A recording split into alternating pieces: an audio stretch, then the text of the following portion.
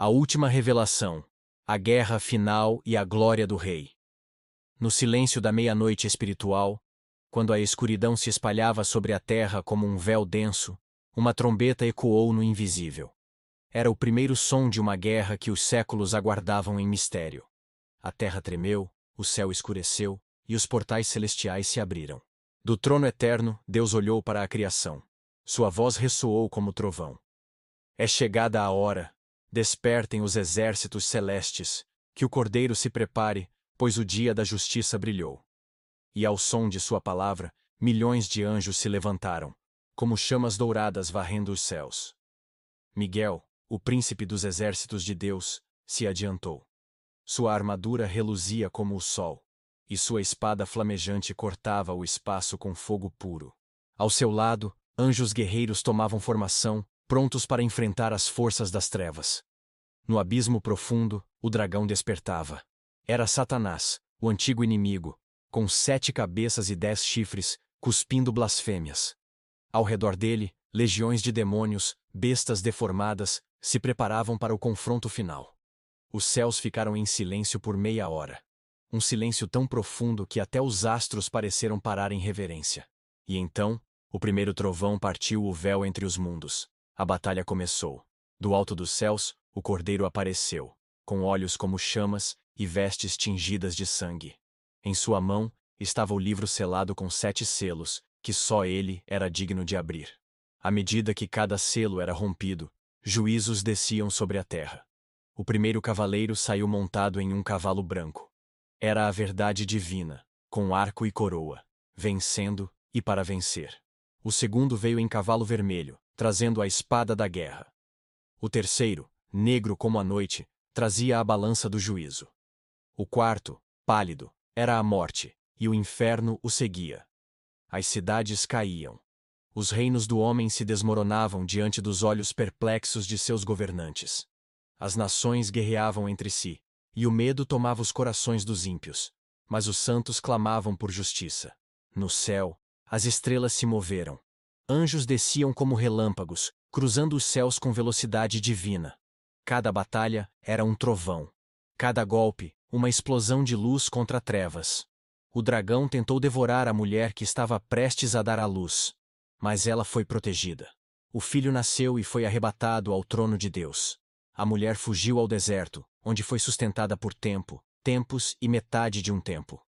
Miguel então enfrentou o dragão nos céus. O choque de suas espadas fez os céus vibrarem. A guerra espiritual estava em curso. O dragão não resistiu e foi lançado à terra com seus anjos rebeldes. Sobre a terra, ele perseguiu os fiéis. A besta subiu do mar com poder e autoridade, recebida do dragão. Ela seduziu as nações, exigiu adoração e ergueu uma imagem que falava. A segunda besta, semelhante a um cordeiro, mas com voz de dragão, realizou sinais e maravilhas, enganando os habitantes da terra. Juntos, formaram um império da mentira e da opressão espiritual. Mas os selados de Deus estavam protegidos. Eram 144.000, incontaminados, que seguiam o Cordeiro onde quer que fosse. Eles louvavam a Deus com cânticos que nenhum outro podia aprender. Então, vieram as 7 trombetas. Cada uma anunciava um juízo. Fogo sobre a terra, montanhas lançadas ao mar, águas amargas, escuridão, gafanhotos do abismo e exércitos demoníacos que feriam sem matar. Os homens clamavam por morte, mas a morte fugia deles. O céu estava coberto de fumaça, e o som de gritos ecoava pela terra. Mas mesmo assim, muitos não se arrependeram de suas obras. Os 2 profetas de Deus surgiram em Jerusalém, vestidos de saco. Eles profetizavam com autoridade, e ninguém podia tocá-los. Suas palavras eram fogo. Mas a besta os matou, e seus corpos ficaram nas ruas por 3 dias. No terceiro dia, Deus os ressuscitou. Eles subiram ao céu em uma nuvem, diante dos olhos de seus inimigos. Houve um grande terremoto. A cidade caiu. Os que restaram temeram e glorificaram ao Deus do céu. Chegou então a última trombeta, e ouviu-se uma grande voz. Os reinos do mundo se tornaram do nosso Senhor e do seu Cristo, e ele reinará para sempre. Seguiu-se o derramamento das 7 taças da ira de Deus. O mar se tornou sangue. O sol queimava com fogo.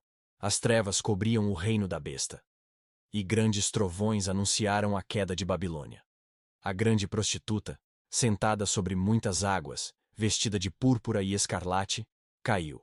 Ela que seduzia os reis da terra com suas luxúrias, foi julgada e consumida pelo fogo. Os anjos cantaram: Caiu, caiu Babilônia, a grande. E no céu houve júbilo.